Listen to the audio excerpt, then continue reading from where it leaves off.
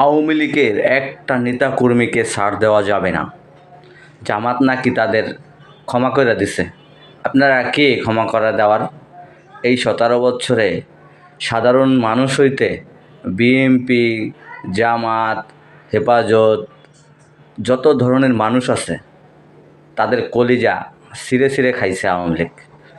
তাদেরকে ঘুমাইতে দেয় নাই, তাদেরকে বাড়ি ছাড়া করছে, গ্রাম ছাড়া করছে, কেস মামলা হুমকি দামকি সব দিক থেকেই তাদেরকে নির্যাতন করছে। আওয়ামী লীগদের কোনো ছাড় হবে না, এক বিন্দু পরিমাণ ছাড় হবে না, কোনো ক্ষমা নাই তাদের। তাদেরকে আওয়ামী লীগ দলকে নিষিদ্ধ করা হোক, নিষিদ্ধ করা হোক। ওদেরকে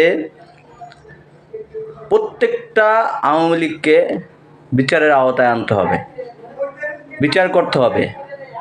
এই যে যত নেতাকর্মী, যত সাধারণ মানুষ খুন গুম কত কিছু যে হয়েছে, এটির হিসাব সব হাসিনাকে দিতে হবে, কড়ায় গণ্ডায় হিসাব দিতে হবে। হাসিনার বিচার হবে। আমরা হাসিনার ফাঁসি চাই, আমরা হাসিনার ফাঁসি চাই।